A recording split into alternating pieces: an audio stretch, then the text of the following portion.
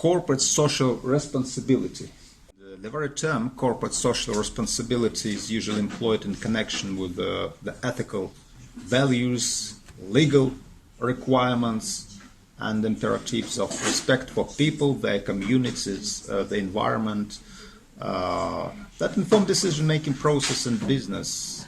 And in recent years, corporate social responsibility has become an integral component of the business ethics of international and Russian companies.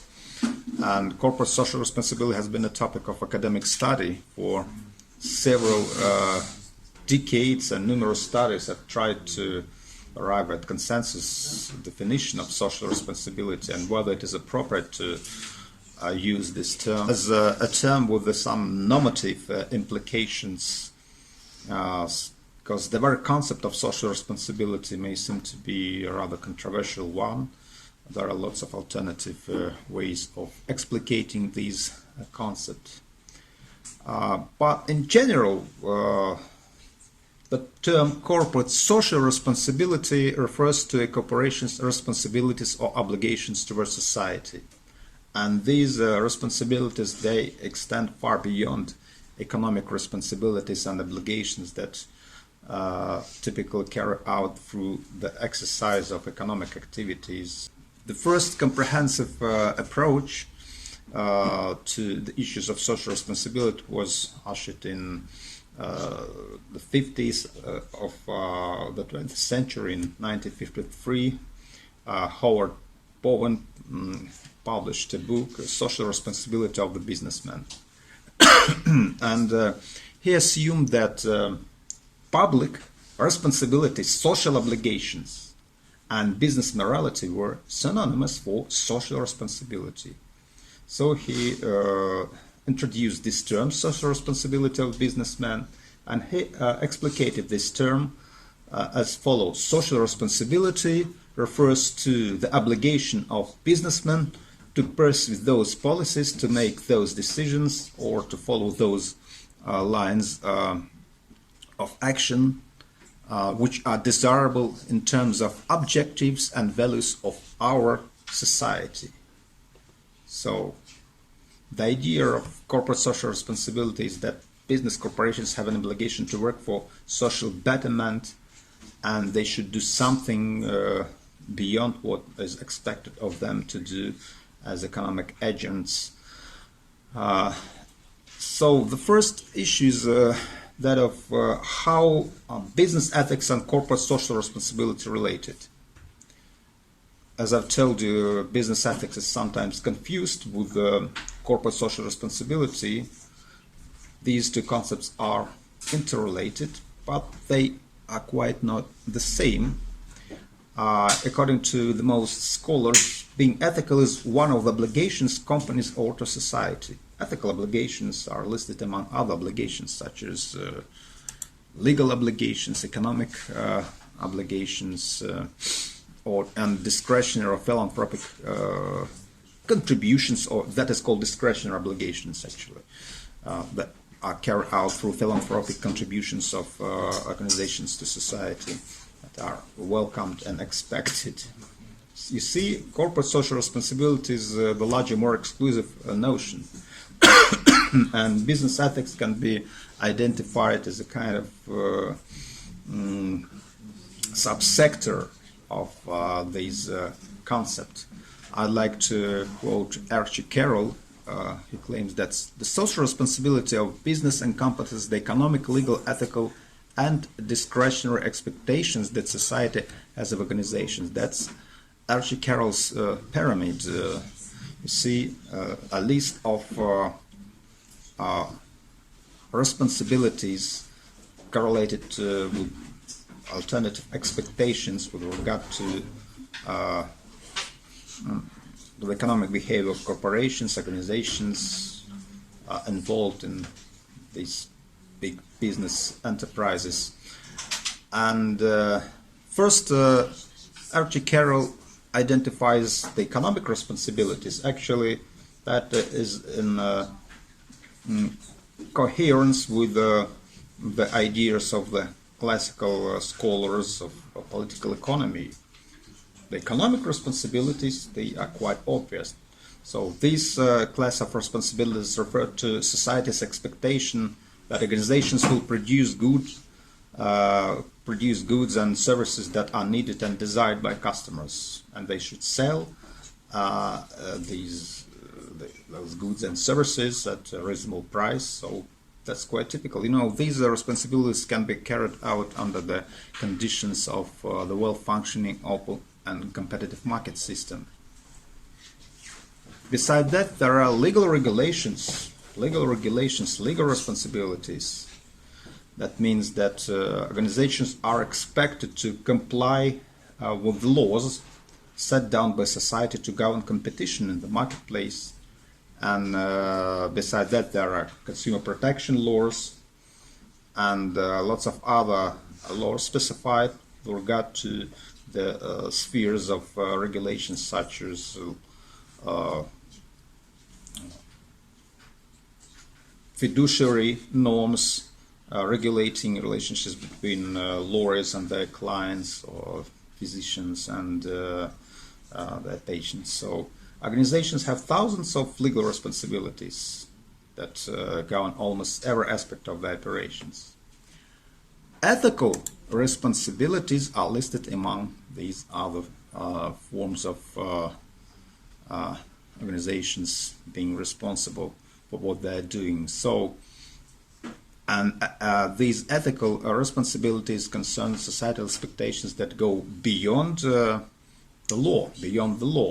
I told you that law and morality, they are not in total coincidence, though there is an intersection of these two domains.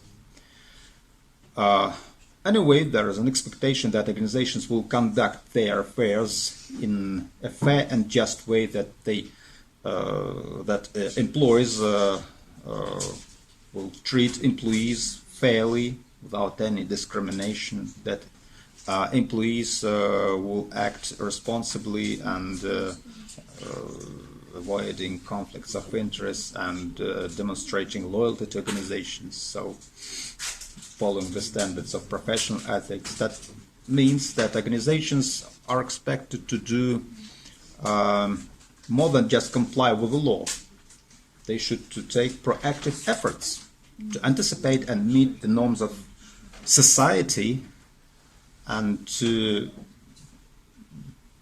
develop and implement those policies that would match some moral standards and moral expectations that are shared by the members of society. And that is quite typical. If we're talking about doing business, we can't do without establishing good and trustworthy relationships with our partners. And trust is the moral basis for these business relationships. And if we are talking about relationships, we cannot do without ethics, without some moral restraints and regulations.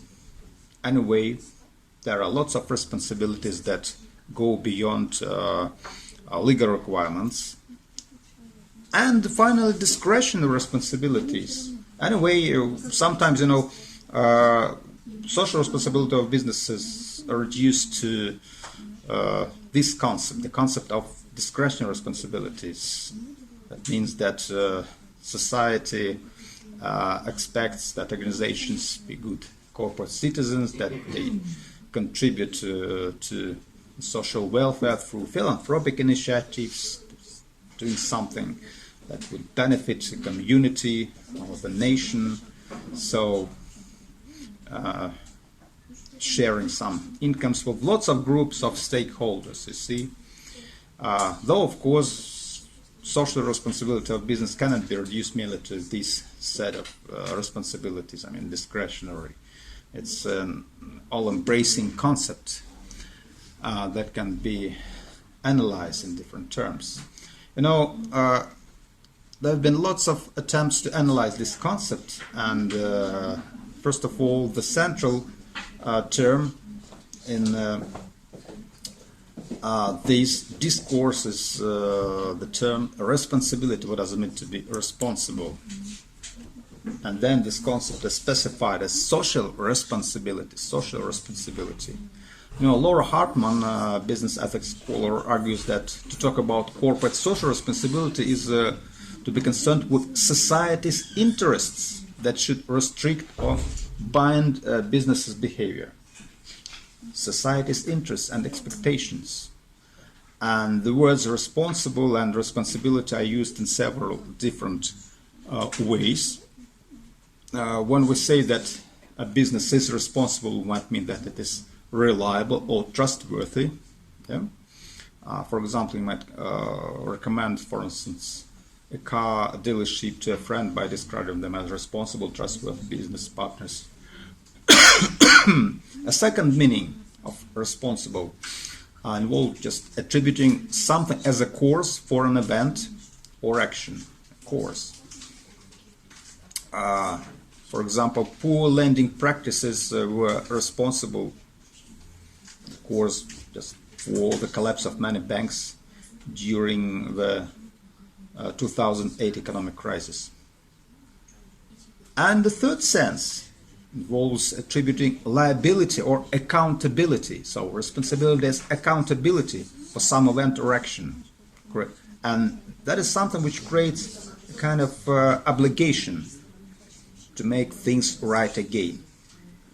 And to say, for example, that a business is responsible for a polluted air or river is not only to say that the business caused the pollution, but also that the business is at fault for the violation of some norms of ecological protection. So the business should be held accountable.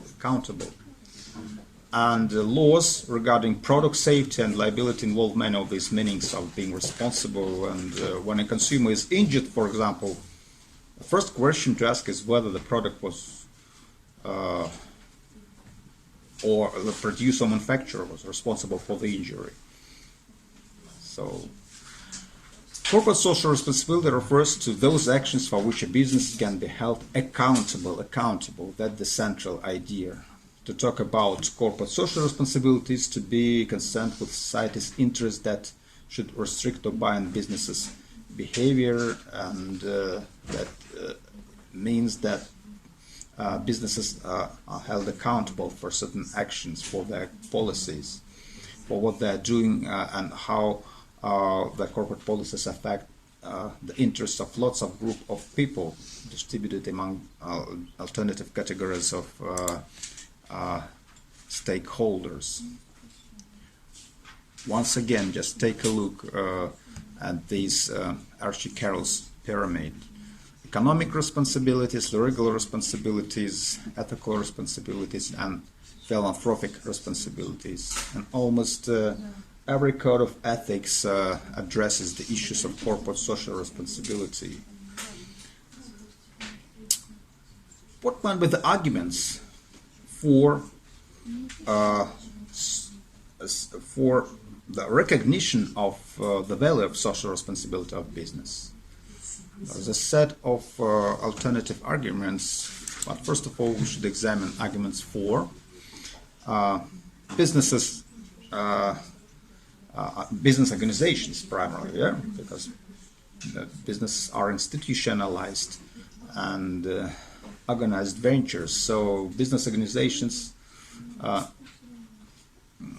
helped to create many of the social problems that exist today, so it should play a significant role in solving those problems, especially in the areas of ecological protection, pollution reduction, or cleanup. Businesses should be more responsible because they have the financial and technical resources to help and solve social problems. So they should somehow act cooperatively with the state, because also state is somehow responsible for the social well-being of citizens.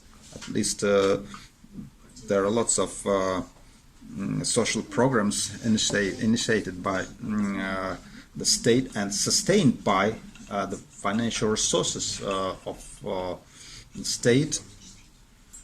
And these programs are implemented, but actually there should be a great deal of cooperation between big business and states in sphere of providing the opportunities for this, for the maintaining of social welfare of lots of group of population, not relying merely on free and open market exchange mechanisms. There should be kind of balance between these classical political liberal economic effects and the efficient social-oriented policies correlated with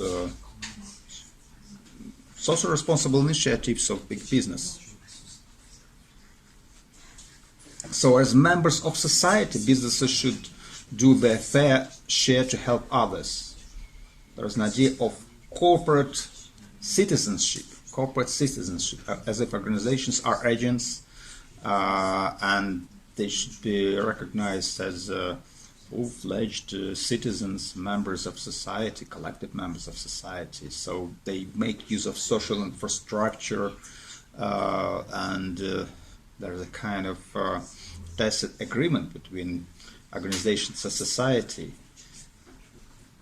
And organizations, big business organizations or corporations, are expected to contribute something positive to society, specifically in terms of the development of social infrastructure and helping socially disadvantaged people and developing some philanthropic initiatives and programs of socialization. So, socially responsible decision-making by business can prevent increased government regulation. That's true. And social responsibility is necessary to ensure economic survival. If businesses want educated and healthy employees, customers with money to spend, and suppliers with quality goods and services in years to come, they must take steps to help solve social and environmental problems that exist today. And there are arguments against social responsibility. Let's take a look at these arguments. Corporate social responsibility initiatives sidetrack managers from the primary goal of business, earning profits. Every ruble or dollar or euro donated to social causes or otherwise spent on society's problems is a ruble or dollar or euro less for owners and investors. We're going to discuss Milton Friedman's controversial paper, which was entitled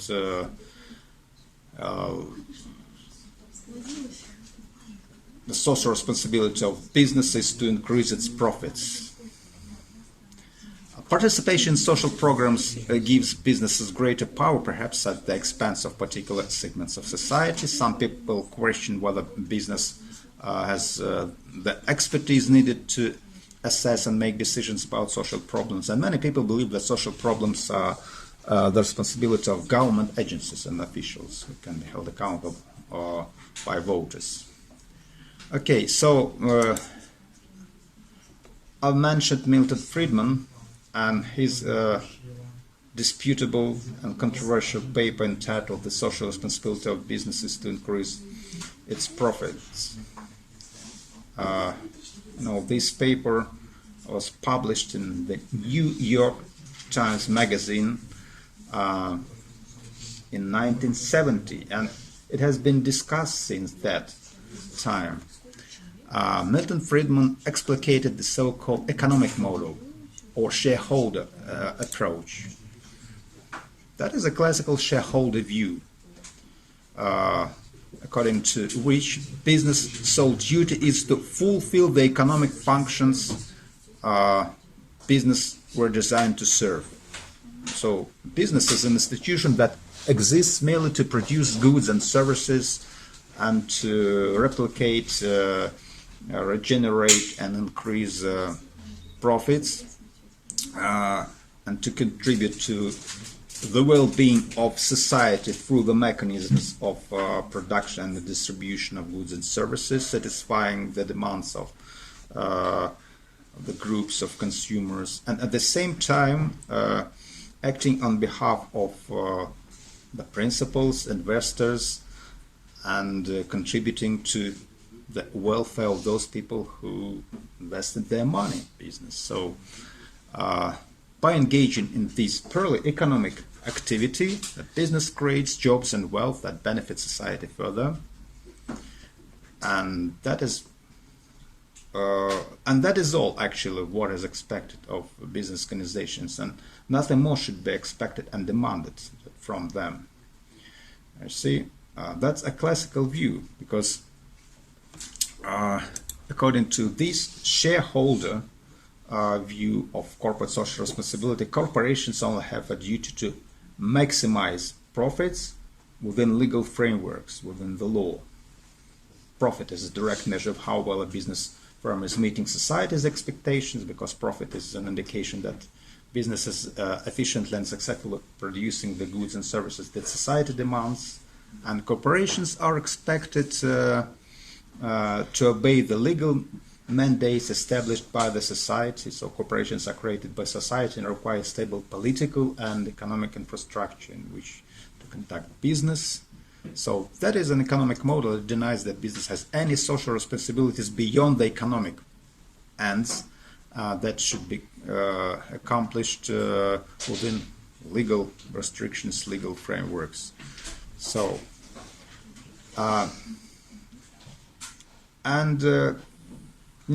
first of all, I'd like to quote Milton Friedman. He claimed that in a free enterprise private property system, a corporate executive is an employee of the owners of the business, and he has direct responsibility to his employers. That responsibility is to conduct the business in accordance with their desires, which generally will be to make as much money as possible while conforming to the basic rules of the society, both those embodied in law and those embodied in ethical custom. And of course, in some cases, his employees may have a different objective. A group of persons might establish a corporation for an eleemosynary purpose, for example, a hospital or school. Yet, the key point is that in his capacity as corporate executive, the manager is the agent of the individuals who own the corporation or establish the eleemosynary institution, and his primary responsibility is to them.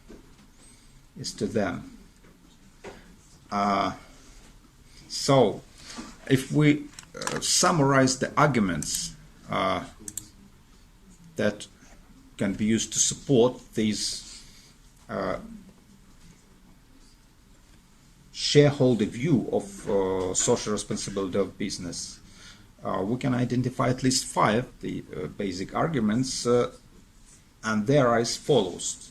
First, the investors agree to invest their money in corporations precisely because they want to make profit, and it would be a violation of an implicit contract or promissory agreement involved with such investments. That's the first argument. Of course, even if this is true, we can wonder if this contract is morally binding, given that it requires us to abandon certain moral considerations.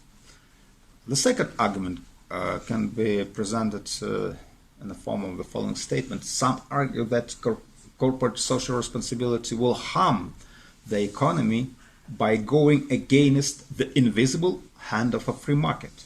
That's a rhetoric of classical political economists such as Adam Smith. We need corporations to be as profit-making as possible to help our civilization prosper. And some people object, actually, that the invisible hand of a free market hasn't been guiding corporations, perhaps because they are too monopolistic or massive, and free market hasn't been stopping the immoral behavior of corporations. The third argument goes as follows.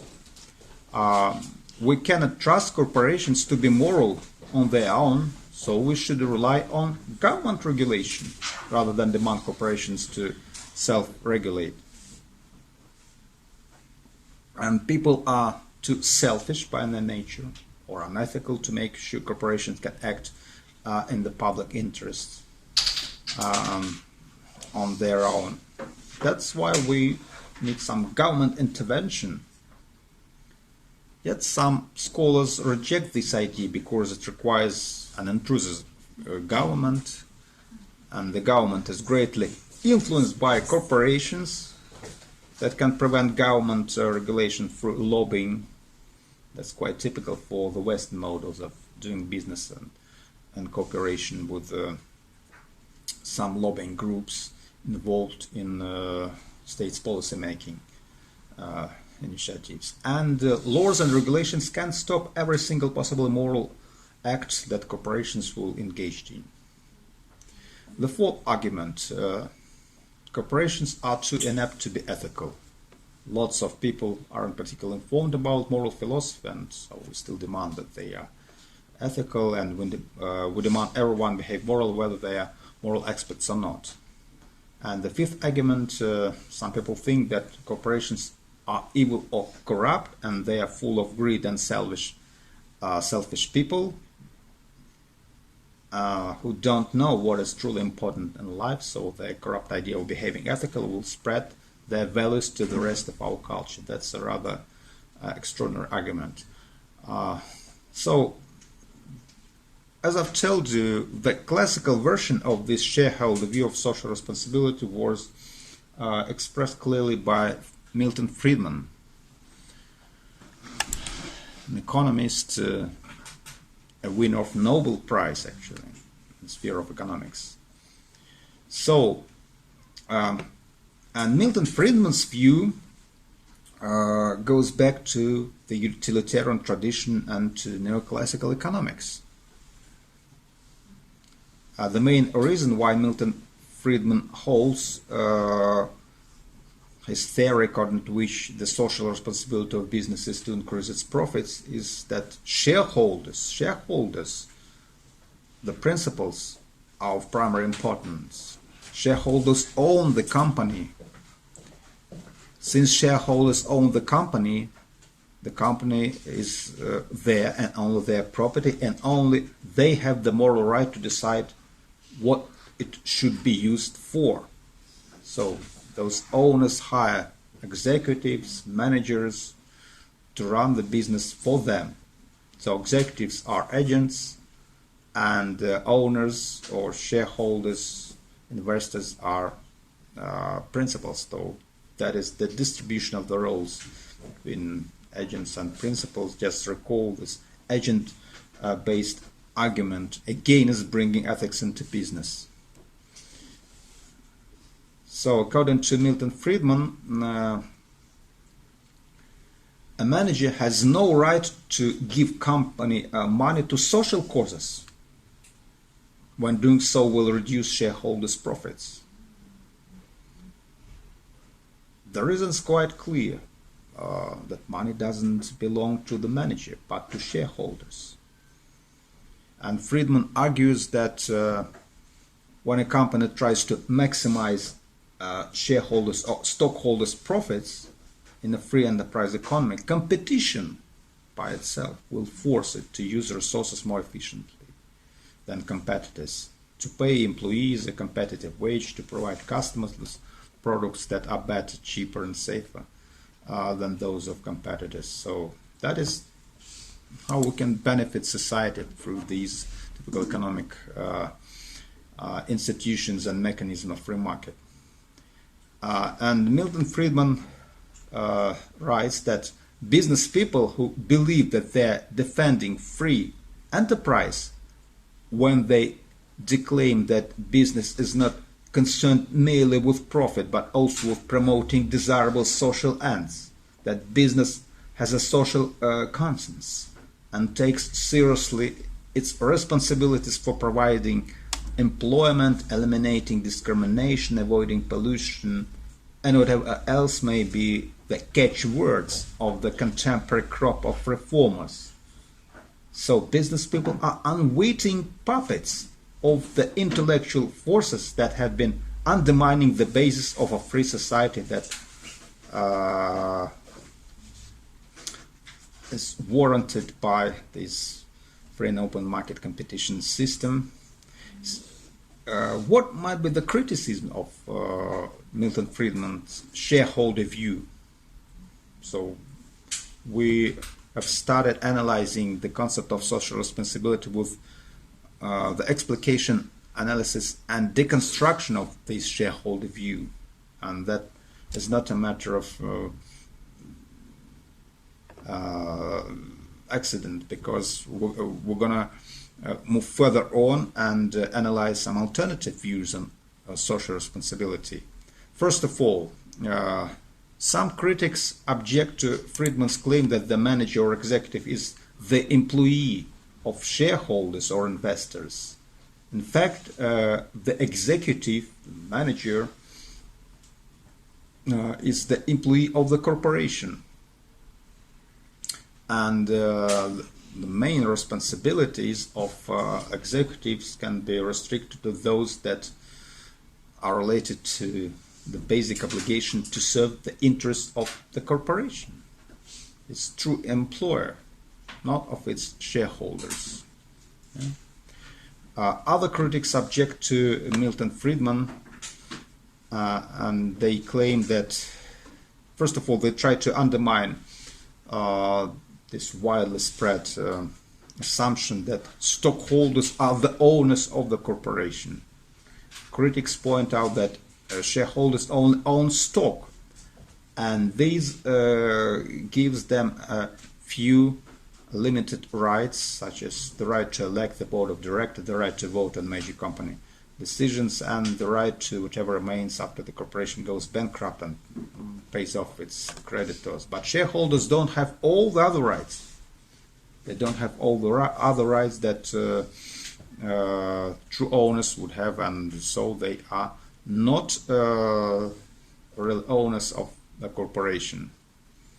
Another Friedman's claim, and that is subject to criticism, is the claim that the executive's core responsibility is to run the corporation as stockholders want it to be run. As stockholders want it to be run. So, in fact, if we take a look at the ways of making policy in contemporary organizations, we're likely to discover the fact that the executive probably has no idea how stockholders, a typical executive, a typical executive, it has no idea how stockholders want the company to be run in detail.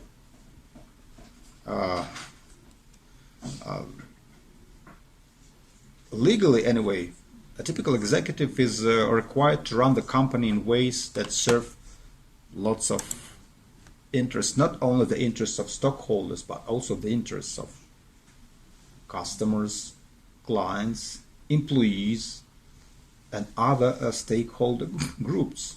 So the groups of lots of other stakeholders should be taken into consideration when determining and developing corporate policy. And some critics have argued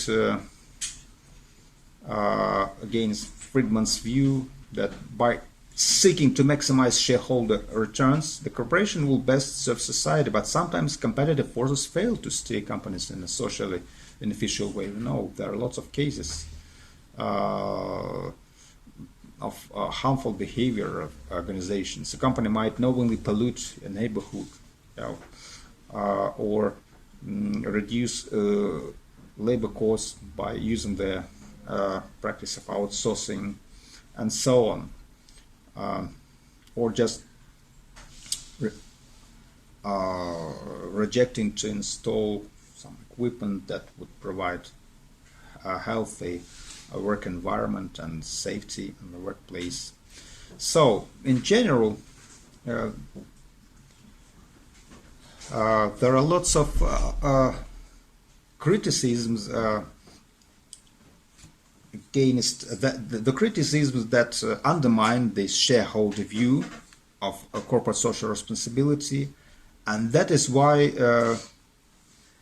there should be lots of alternative views that are worth being considered, and we're going to consider these alternative views or models of corporate social responsibility.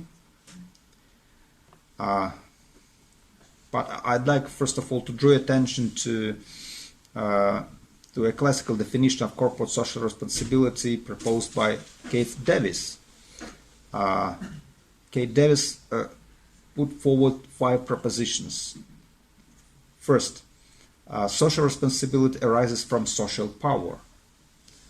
Second proposition is that business shall operate as a two-way open system with open receipt of inputs from society and open disclosure of its operation to the public. The third proposition is that both the social costs and the social benefits of an activity, product, and service shall be thoroughly calculated and considered in order to decide whether or not to proceed with it. The fourth proposition is that social costs related to each activity, product, or service shall be passed on to the consumer. And the fifth proposition, business institutions as citizens have the responsibility to become involved in certain social programs that are outside of their normal areas of operation. And the very concept of corporate social responsibility means that organizations have moral, ethical, and philanthropic responsibilities in addition to their responsibility to earn a fair return for investors and comply with the law. So now let's take a look at some alternative views of corporate social responsibility, the views that have been developed throughout the recent decades. And there are alternative models. First, the philanthropic model. It encompasses discretionary obligations of corporations to society. The second one, the so-called social web model, related to the categories of the so-called stakeholder theory. It is widely spread and applied in sphere of business, sphere of management, and sphere of organizational theory. And the integrative model of corporate social responsibility, which is associated with the idea of sustainable development. So these are alternative models of corporate social responsibility. And we're going to discuss, first of all, the philanthropic model, which is the first one. And it may seem to be a rather trivial model. Nevertheless, it is worth being discussed, and I'm going to show that, of course, the term of social responsibility cannot be reduced merely to this philanthropic model, which is focused primarily on discretionary obligations. There is something more about social obligations, social responsibilities of big businesses. Nevertheless, trivially speaking, in most cases, social responsibility of businesses associated with these philanthropic initiatives. The very term philanthropy has generally been defined as concern for mankind or love of mankind, and philanthropy has been linked to efforts to demonstrate this concern for mankind through charitable gifts, aid, or donations, and that is what is expected of this business, to share the income with socially disadvantaged people,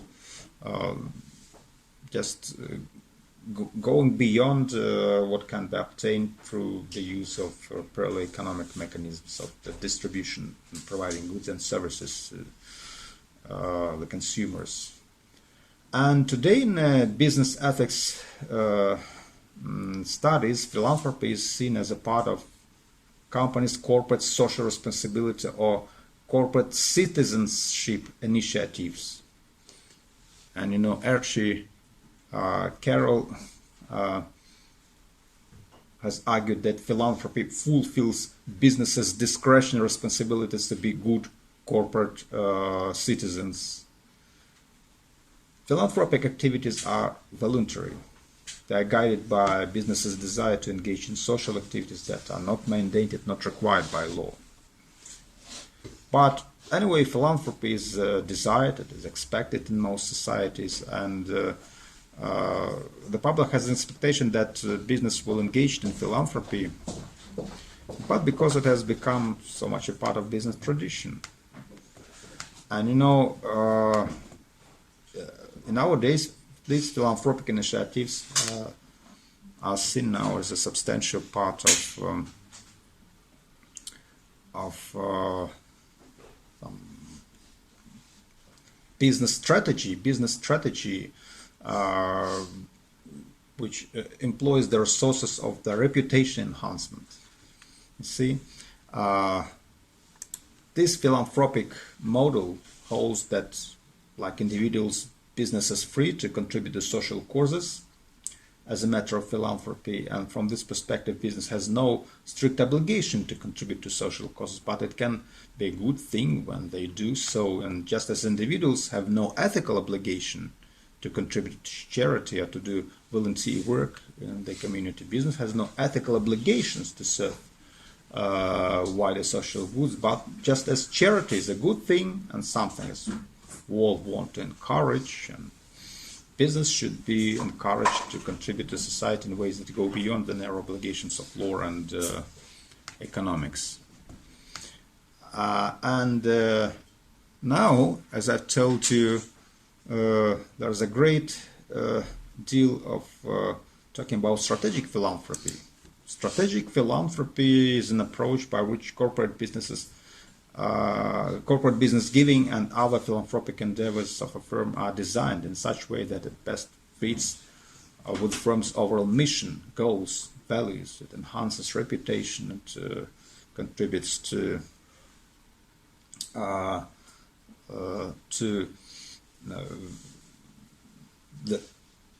trustworthiness of a company, you see. And the concept of strategic philanthropy has evolved out of traditional forms of business giving. Early on, philanthropy was more altruistic in nature, more focused on an exclusive consideration of the needs of others, and recently corporate giving has become institutionalized, it has become professionalized,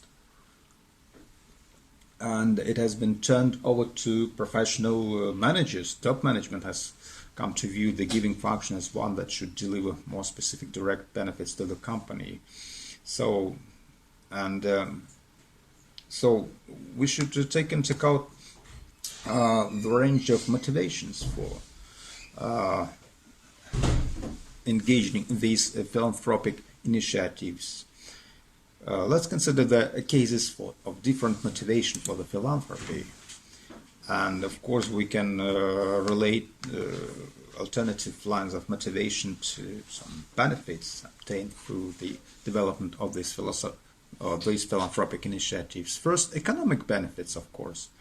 Within the philanthropy model, there are occasions in which charity work is done because it brings the firm good public relations, provides a helpful task deduction, builds goodwill, or a good reputation within society.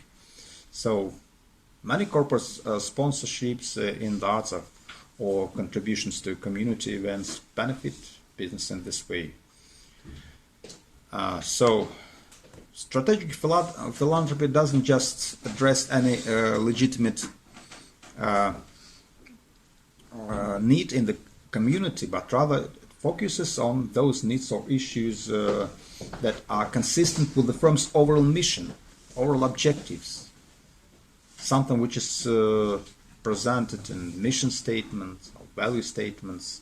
And using these strategic philanthropy initiatives, companies strive to align their corporate giving or community relations initiatives with their own goals, objectives, or markets, and that is going to be kind of a double impact, a positive impact on the recipients of the philanthropy and some kind of positive impact on the business strategies. You see, a classical example of strategic philanthropy is the Ronald McDonald Houses, sponsored by McDonald's hamburger chain.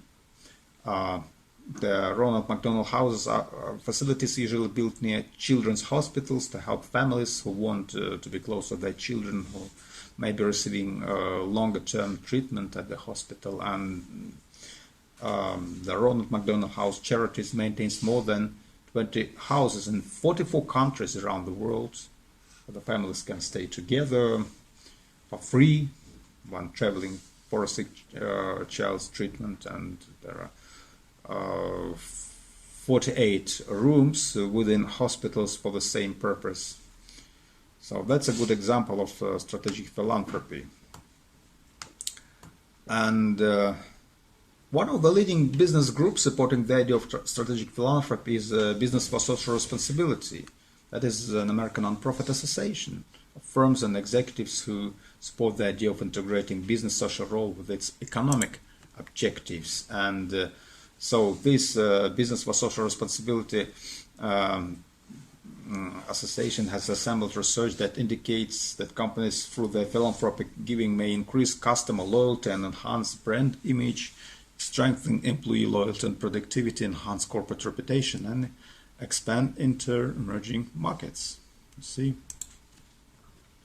So philanthropic initiatives may include corporate giving, matching programs in which companies match contributions given by their employees' product and service donations, employee volunteerism, partnerships with local organizations, and so on. Yet there are also those cases in which a business might contribute to social cause or event without seeking any reputational benefit, because that is simply the right thing to do. So some firms contribute to charity anonymously. That's an anonymous contribution, and some support causes that have little or no business or financial payoff as a matter of giving back to their communities.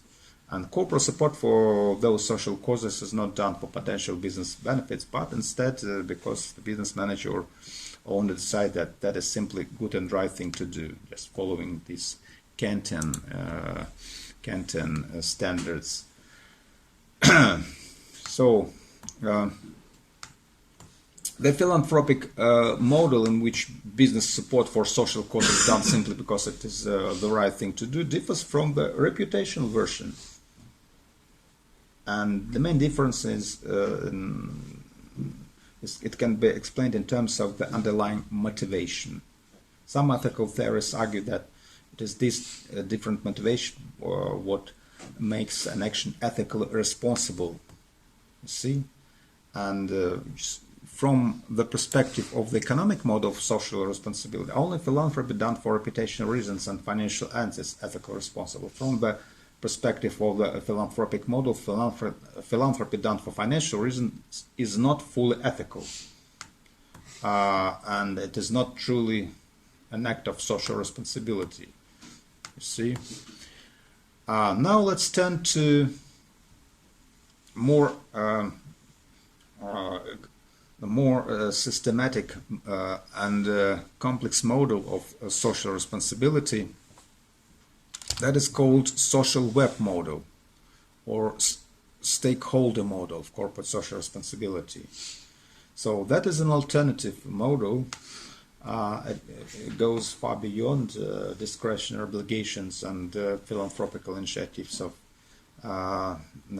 business. The social web model views a business as, or a company as, a citizen of the society in which it operates.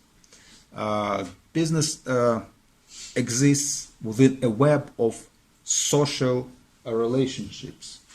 And like all members of society, a company or a corporation must conform to the normal ethical duties and obligations that we all face. Though there is a disputable question of moral or social agency of organization, whether we are justified in claiming that institutions or organizations are moral agents capable of voluntary actions or not. There are lots of metaphysical issues and approaches proposed by the prominent scholars to resolve this problem of moral edges of organization. Yet, this social web model, which involves the concept of stakeholder, has become very popular nowadays, and that is a really influential theory. Sometimes, this social web model is conceptualized and introduced as stakeholder model or stakeholder theory. Ethicists use the term stakeholder theory to describe a coherent and original answer to the central philosophical question in organizational ethics: how should organizations behave? And Edward Freeman and David Treat are the first two scholars who pioneered this stakeholder theory. Freeman has offered a defense of the stakeholder model in his essay Managing for Stakeholders, and besides that, he issued a book, Strategic Management: A Stakeholder Approach. So it is widely recognized as the first major work on stakeholder theory. And the primary focus of this stakeholder theory has been on the proposition that firms have a moral responsibility to take into account not merely the interests of stockholders or shareholders, investors, owners of a company, but also the interests of lots of other social constituencies, lots of other stakeholder groups, because a company exists in a web of or in a network of relationships with social actors that affect and are affected by the company's efforts to achieve its objectives. And taken together, these actors are the company's stakeholders. Freeman and other philosophers searched for an ethics-based stakeholder theory, and in the early 90s they attempted to formulate the so-called normative core, from which to deduce the moral obligations of the company in dealing with its stakeholders. And I'd like to quote Michael Johnson Kramer, who claimed that the quest for a normative core for stakeholder theory has roots in the debate over the purpose of the corporation in a capitalist society. Ethicists tend to draw a sharp distinction between stockholder and stakeholder models of capitalism, the central question being for whose benefit should the corporation be run. So once again, just let's make a kind of comparison between these two models. The first model which we have just discussed is that of economic stockholder model, associated with Milton Friedman's shareholder view. It holds that corporation must strive to maximize returns for its shareholders. The social responsibility of business is to increase its profits, acting on behalf of the stockholders, shareholders. So, yet, and this is actually justified through the concept of property rights of shareholders, through the explication of the nature of fiduciary duties, through the indication of the legal mandates surrounding corporate governance, and so on. Yet there is an alternative stakeholder theory. Stakeholder theory representing this alternative social web model of corporate social responsibility holds that a corporation owes obligations to more than just the stockholders. The corporation should be run for the benefit of other social constituencies identified as stakeholders, those who have a stake, those who are somehow influenced by corporate policies and may influence the organization's well-being and policies as well. And each of the attempts to derive a normative core from some established school of ethical theory arrived at similar conclusions. For example, Thomas Donaldson and Lee Preston argue that a more expansive notion of property rights allowed stakeholder groups to make legitimate claims on the value produced by the corporation. So let's study some of the recent problems that have emerged on the way of developing this stakeholder theory, stakeholder view. What are these problems actually? The recent development of this stakeholder theory, first of all, led to the identification of the so-called problem of just identifying those groups of people who should be granted with the status of being a stakeholder of a company. So that is only one problem. Actually, there are three major problems that Occupy Athens is interested in how companies should treat their stakeholders. Identification is only one problem, then it is another problem, the distribution of how the wealth should be distributed among the different groups of stakeholders. And the third question is the question of procedure. First, identification.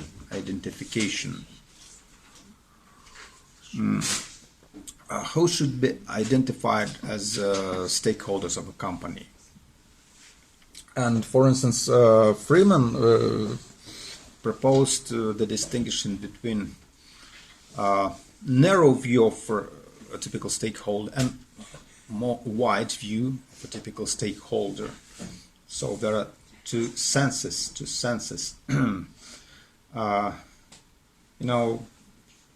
Early stakeholder theorists also spoke of stakeholders as either primary or secondary, indicating that some groups may have greater or lesser claims to stakeholder status. But Freeman described stakeholders, these two senses, in a narrow sense. A stakeholder includes anyone who is vital to the survival and success of a corporation. So consumers are vital, even members of local communities are vital. Employees are also vital because they contribute to the manufacturing process, to the communication with clients, to the distribution of goods and services. More widely, a stakeholder is any identifiable group or individual who can affect the achievement of organization's objectives or who is affected by the achievement of an organization's objectives. That's a classical definition of a stakeholder. That's a classical definition. There are other scholars such as Mitchell, Engel, and Wood. They suggest that the characteristics of power, legitimacy, and urgency not only determine who the company is likely to consider salient stakeholders, but which groups merit this attention. That is a normative question. And Robert Phillips, in his book Stakeholder Theory and Organization Ethics, offers the most coherent and complete answer to the identification problem.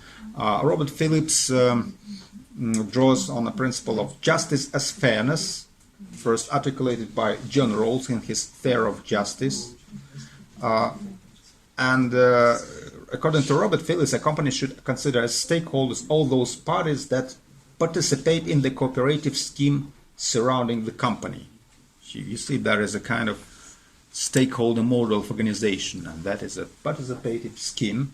A company has an obligation to attend to the claims of parties insofar as it willingly receives benefits from them, from employees, from suppliers, from customers, from local communities. And that is why Phillips distinguished between legitimate stakeholders, those that possess moral standing based on claims of fairness and reciprocity, and derivative stakeholders, those parties whose claims on a company willingly are indirect, deriving from their relationship to a legitimate stakeholder. So a company must be recognized as employees. It must recognize employees, for instance, companies' employees, as legitimate stakeholders, because the company willingly accepts benefits from the employees' efforts. The company needed to consider, for example, the labor union acting on behalf of employees as a legitimate stakeholder. Yet employees, for instance, are identified as legitimate stakeholders. And there are lots of other stakeholder groups. take a look at these groups. So customers, suppliers, of course shareholders, they fall under this general category of stakeholders. Local communities, because companies use local infrastructure, they may just somehow affect nature environment. Government, because government is interested with gathering taxes, and even competitors are listed among these stakeholders. And you see, as a matter of fact, a typical business firm exists in a web of relationships with many stakeholders, and it is claimed that these relationships create a variety of responsibilities. For example, General Motors. Let's consider General Motors as a kind of group which exists, as a kind of company which exists in a web of relationships with lots of group of stakeholders. Company impacts the lives of its customers when it decides how much safety it will build into its cars. General Motors also impacts employees when it sets salaries. It impacts the local community when it shuts down a plant, and it impacts its stockholders when it increases their profits, their dividends. On the other hand, government can impact General Motors through the laws and regulations it passes. Creditors can impact it by raising their interests and or calling back a loan. Suppliers can impact it by raising their prices or lowering the quality of the car parts that provide. Those influences between the company and its stakeholders can go both ways. For example, once again, that although General Motors influences its customers and employees, customers can also influence General Motors by refusing to buy its cars. And employees can impact General Motors by, let's say, going on strike, for instance. Yeah. So firms exist in a web of relationships. The second issue is that of distribution. How should a company distribute the value that it creates? Businesses tend to generate very different types of value, and many of these different types of value may seem to be incommensurate with each other. Besides that, a company generates enormous costs that may well be treated as morally different from the value of company's creates. For example, if a company damages the natural environment, it deprives community members of certain intangible goods, quality of life, say peace of mind, so for which monetary value doesn't fully compensate. And many of the costs involved manifests over long periods of time. And during these periods of time, the immediate benefits to the company of polluting may place the company in better or worse position to remedy the environmental problems that arise. So, despite the complexities, stakeholder theorists have continued to approach the distribution problem, and the proposed solutions to this distribution problem are often set in contradistinction to the notion that companies owe all their residual value to their owners. For instance, Alexei Morko, in his article in the Business Ethics Quarrel, argues that the notion that a company owes a fiduciary duty to shareholders is the natural moral analog to other situations where fiduciary duties apply. Other theorists think that this idea was equally present in Milton Friedman's justification based on the property rights of owners. It actually offers only an incomplete response to the distribution problem. In fact, considerations of fiduciary duty, the duty which arises out of bona fides relationships. Such relationships are established between, for instance, lawyers and clients, as I told you. So the considerations of fiduciary duty and residual wealth may not be useful, if not altogether relevant, for solving the practical moral problems involved. Consider a simple example of an airline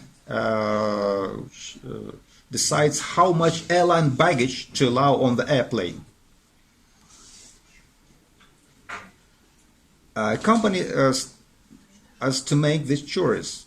Managers must decide between passengers' convenience and the well-being of employees. You see?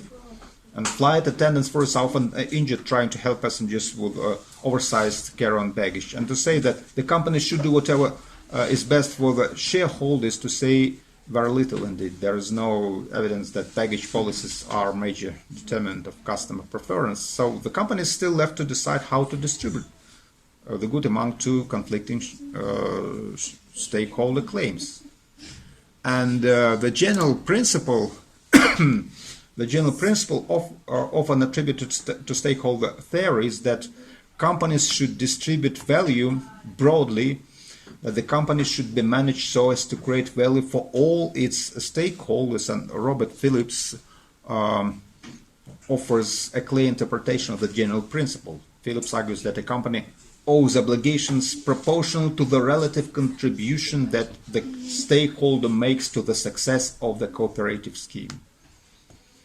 Yet, by making out such a specific position, Phillips exposes himself to critics that the resulting allocations are still too narrow to be morally justifiable. Still, the distribution question awaits a more persuasive argument. It is under discussion.